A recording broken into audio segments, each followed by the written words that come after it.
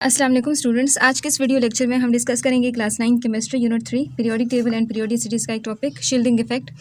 Shielding effect क्या है, ठीक है, इसको हम बहुत डिटेल में डिस्कस करेंगे। इससे रिलेटेड जो एमसीक्यूज शॉर्ट क्वेश्चन जो इसमें बन सकते हैं वो भी डिस्कस करेंगे हम लोग। इसके साथ साथ हमने पिछले लेक्चर में डिस्कस किया था इलेक्ट्रॉन अफिनिटी को, कि इलेक्ट्रॉन अफिनिटी जो है किसी भी एटम के पास जो वो कैपेसिटी कि वो दूसरे से इलेक्ट्रॉन ले सके, इस दौरान वो एक खास अमाउंट ऑफ एनर्जी जो है वो रिलीज़ करता है। तो इस रिलीज अमाउंट ऑफ एनर्जी को हम क्या नाम देते हैं, इलेक्ट्रॉन अफिनिटी, और इसको हम किलो जॉल पर मोल में क्या करते हैं, एक्सप्रेस करते हैं। फिर हमने इसके कुछ फैक्टर्स पढ़े थे जैसे nuclear charge, atomic radius, shielding effect और इलेक्ट्रॉनिक कन्फिगुरेशन। तो हमने ये चीज़ें डिस्कस की थी। इसके साथ साथ हमने ग्रुप्स और पीरियड में उसके क्या ट्रेंड्स हैं वो डिस्कस किए थे कि अगर हम लेफ्ट राइट आते हैं पीरियड्स के अंदर पीरियोडिक टेबल में तो उसका जो इलेक्ट्रॉन अफिनिटी की जो वैल्यूज़ होती है वो इंक्रीज़ होती हैं, लेकिन अगर हम टॉप टू बॉटम जाते हैं, डाउन द ग्रुप्स अगर हम जाते हैं तो इलेक्ट्रॉन अफिनिटी की जो वैल्यूज़ होती है वो डिक्रीज़ होती है। यानी ग्रुप पीरियड्स में इंक्रीज़ होती हैं वैल्यूज़ और ग्रुप्स में जो वैल्यूज़ होती हैं वो डिक्रीज़ होती हैं।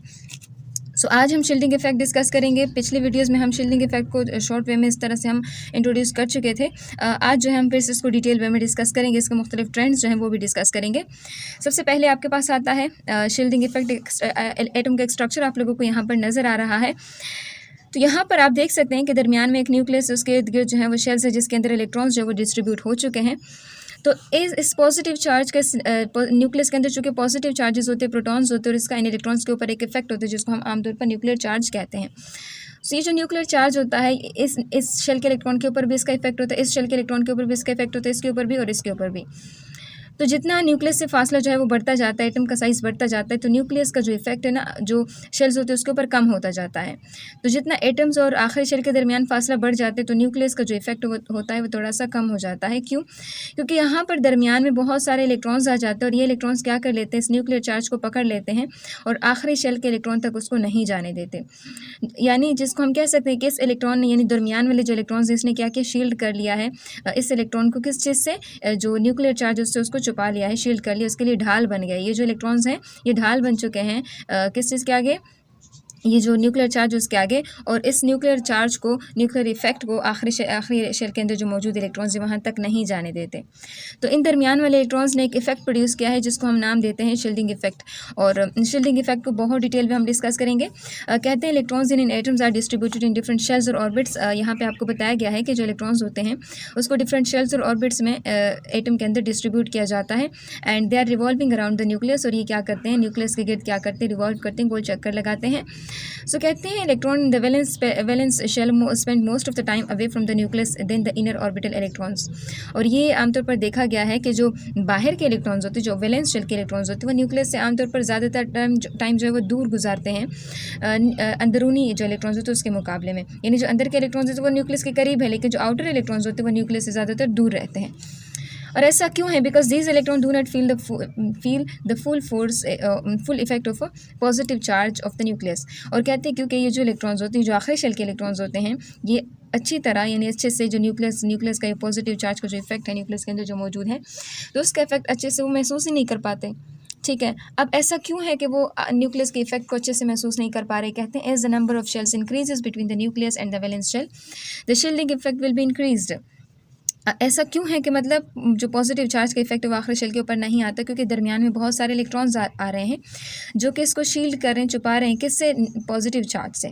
सो कहते हैं जैसे जैसे पॉजिटिव चार्ज यानी न्यूक्लियस और आखिरी शेल के दरमियान शेल्स जो हैं बढ़ते जाते हैं, ठीक है, यानी जैसे पहले 2 शेल्स थे, फिर 3, फिर 4 हो जाते हैं। जब न्यूक्लियस और आखिरी शेल के दरमियान जब शेल्स हैं वो बढ़ते जाते हैं, तो शील्डिंग इफेक्ट जो होता है वो इंक्रीज़ हो जाता है। और इसी वजह से जो इलेक्ट्रॉन्स होते हैं वो ज़्यादा प्रोटेक्टेड फील करते हैं न्यूक्लियस के अट्रैक्शन की तरफ से। यानी जो न्यूक्लियस की अट्रैक्शन है वो इन इलेक्ट्रॉन्स के ऊपर कम है बनिस्बत दरमियान वाले इलेक्ट्रॉन्स के ऊपर। ठीक है, सो यहाँ कहते हैं क्योंकि न्यूक्लियस का इफेक्ट आखिरी शेल के ऊपर कम है, तो कहते हैं the removal of electron from the outer most shell easy. अब चूँकि न्यूक्लियस का इफेक्ट इतना कोई खास है नहीं, तो यहाँ से आखिरी शेल से इलेक्ट्रॉन रिमूव करना बहुत आसान हो जाता है। सो कहते हैं therefore shielding effect has a direct impact on atomic radii, ionization potential and electron affinities of the elements। और ये देखा गया है कि अगर यानी आखिरी शेल से इलेक्ट्रॉन रिमूव करना आसान है, तो हम ये कह सकते हैं कि जो हम कुछ प्रॉपर्टीज़ हमने पढ़ी थी एटॉमिक रेडियस से, आयोनाइजेशन पोटेंशियल है या आयोनाइजेशन एनर्जी, और इलेक्ट्रॉन अफिनिटीज़ जो हमने डिस्कस की थी, कहते हैं इसके ऊपर इसका एक बहुत बड़ा इंपैक्ट होता है, बहुत बड़ा असर होता है, वो पड़ता है। क्यों? क्योंकि एटॉमिक रेडियस जो एटम का साइज, एटम के साइज़ की बात हो रही है। आयोनाइजेशन एनर्जी जो है वो हम देखते हैं ना कि किसी भी एटम के आखिरी शेल से इलेक्ट्रॉन हम किस तरह रिमूव कर सकते हैं, इसके लिए ज़्यादा एनर्जी चाहिए या कम, तो ये तो आयोनाइजेशन एनर्जी हो गई। इस तरह इलेक्ट्रॉन एफिनिटी के किसी भी एटम के आखिरी शेल में हम इलेक्ट्रॉन ऐड कर रहे हैं, तो क्या उस न्यूक्लियस का आखिरी शेल के इलेक्ट्रॉन के ऊपर कोई अट्रैक्शन है या नहीं? अगर अट्रैक्शन है तो उसमें हम ऐड कर पाएंगे, और अगर अट्रैक्शन इतनी कोई खास नहीं है तो ऐड करना हमारे लिए मुश्किल हो जाएगा। सो ये कहते हैं कि यानी जो शील्डिंग इफेक्ट है वो atomic radius, ionisation potential, electron affinities के ऊपर बहुत ज़्यादा असरअंदाज होता है। सो यहाँ पे एक डेफिनेशन आपको दी हुई है, इसको हम देखेंगे। कहते हैं inner electron shields the outer electron from the nuclear charge and reduce the hold of the nucleus on these valence electrons and this effect is called shielding effect और स्क्रीनिंग इफेक्ट। अब कहते हैं कि अगर कोई किसी भी एटम को आप देख लें तो आपको कुछ इलेक्ट्रॉन न्यूक्लियस के करीब जो अंदरूनी शेल्स होते हैं उसमें आपको नज़र आते हैं, और कुछ जो होते हैं वो आखिरी शेल में आपको नज़र आते हैं। तो ये जो अंदरूनी जो इनर इलेक्ट्रॉन्स होते हैं ना, ये क्या करते हैं, आउटर इलेक्ट्रॉन को शील्ड कर लेते हैं, छुपा लेते हैं, उसके लिए ढाल बन जाते हैं। शील्ड का मतलब ढाल बनना, तो कहते हैं वो ढाल बन जाते हैं किस चीज़ के आगे, न्यूक्लियर चार्ज के आगे। और किसको छुपा लेते हैं, यानी किसको कम कर देते हैं, जो न्यूक्लियस का होल्ड है ना, न्यूक्लियस की जो अट्रैक्शन है वो आखिरी शेल तक नहीं जाने देते, न्यूक्लियस के होल्ड को आखिरी इलेक्ट्रॉन के ऊपर क्या हो जाते हैं, कम हो जाता है। तो इस इफेक्ट के जो दरमियान वाले इलेक्ट्रॉन ने प्रोड्यूस किया है, इस इफेक्ट को हम शील्डिंग इफेक्ट का नाम देते हैं। सो हम ये कह सकते हैं कि जो जब इनर इलेक्ट्रॉन न्यूक्लियर चार्ज के आगे आ जाते हैं और उसको जो न्यूक्लियर चार्ज उसको पकड़ लेते हैं और आखिरी शेल तक उसको नहीं जाने देते, तो यहाँ पे इन इलेक्ट्रॉन ने एक इफेक्ट प्रोड्यूस किया है जिसको हम शील्डिंग इफेक्ट और स्क्रीनिंग इफेक्ट का नाम देते हैं। सो नेक्स्ट आप लोगों के पास आता है trends of shielding effect in periodic table. Periodic table में जो शील्डिंग इफेक्ट है उसके क्या ट्रेंड्स है, चाहे वो ग्रुप्स है चाहे वो पीरियड्स है। सबसे पहले हम ग्रुप्स में बात करते हैं। ग्रुप्स में क्या होता है, जो आपके पास पीरियोडिक टेबल होता है उसमें जो टॉप टू बॉटम हम आते हैं, तो टॉप टू बॉटम जो है उसमें क्या उसका ट्रेंड्स है। सो कहते हैं we move in the groups from top to bottom the shielding effect are more effective than the nuclear charge. कहते हैं अगर हम टॉप टू बॉटम आते हैं तो जो शील्डिंग इफेक्ट है वो ज़्यादा होता है, न्यूक्लियर चार्ज कम होता है। क्यों?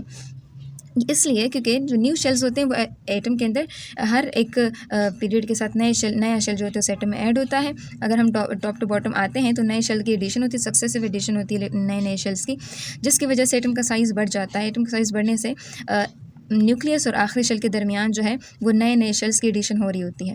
जब नए शेल्स ऐड होते हैं तो न्यूक्लियस का जो होल्ड है ना वो आखिरी शेल के इलेक्ट्रॉन के ऊपर थोड़ा सा कम हो जाते हैं। इसे कहते हैं the shell screens the valence electron from the hold of the nucleus, जिसकी वजह से देखिए दरमियान में जितने ज़्यादा शेल्स आते हैं तो वो न्यूक्लियस के इफेक्ट वो आखिरी इलेक्ट्रॉन तक नहीं जाने देते, जिसकी वजह से इन एटम्स की आयोनाइजेशन एनर्जीज, इलेक्ट्रॉन एफिनिटीज़ वगैरह सारी चीज़ें क्या हो जाती हैं, डिक्रीज़ हो जाती हैं। तो यहाँ पर आप लोगों ने क्या देखा कि अगर हम टॉप टू बॉटम जाते हैं तो जो शील्डिंग इफेक्ट है वो क्या हो जाता है, वो ज़्यादा होता है, न्यूक्लियर चार्ज जो है वो कम हो जाता है। इसी तरह अगर हम शील्डिंग इफेक्ट जो है पीरियड्स में देखते हैं तो कहते हैं we move in the period from left to right. अगर हम लेफ्ट टू राइट जाते हैं, यहाँ से लेके उधर तक जाते हैं, तो जो एटॉमिक नंबर है वो इंक्रीज़ होते हैं। एटॉमिक नंबर का मतलब न्यूक्लियस के अंदर जो प्रोटॉन्स की तादाद है उसको हम एटॉमिक नंबर कहते हैं। सो देखिए जब प्रोटॉन्स की तादाद जो है न्यूक्लियस के अंदर बढ़ती है तो इसके साथ ही जो नेगेटिव चार्जेस जो शेल्स के अंदर है वो भी तो बढ़ते हैं, ठीक है ना। एटम का अगर प्रोटॉन्स जो न्यूक्लियस के अंदर बढ़ रहे हैं तो हमने देखा था कि एक न्यूट्रल एटम के अंदर प्रोटॉन और इलेक्ट्रॉन की तादाद जो बराबर होती है। तो अगर न्यूक्लियस के अंदर एटॉमिक नंबर यानी प्रोटॉन्स बढ़े हैं तो शेल्स के अंदर इलेक्ट्रॉन्स बढ़े होंगे।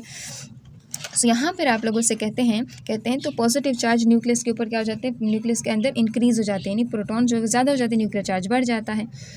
अब कहते हैं कि अगर हम लेफ़्ट टू राइट जाते हैं तो शेल्स तो वही सेम है, सिर्फ आखिरी शेल के अंदर इलेक्ट्रॉन बढ़ रहे हैं, यानी शेल्स वही है, शेल्स की तादाद में इजाफा नहीं हुआ, सिर्फ आखिरी शेल के अंदर यानी वैलेंस इलेक्ट्रॉन में इजाफा हो रहा है, न्यूक्लियस के चार्ज बढ़ रहा है और आखिरी शेल के अंदर इलेक्ट्रॉन भी उसमें भी इजाफा हो रहा है।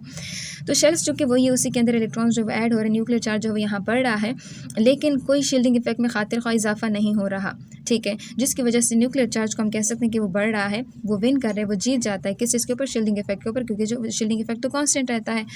जैसे हमारे पास क्या है, ये एटम है, इसके पास क्या है, 2 शेल्स हैं, ठीक है, इसके पास क्या है, 2 इलेक्ट्रॉन्स पहले शेल में, इसके पास 1 है।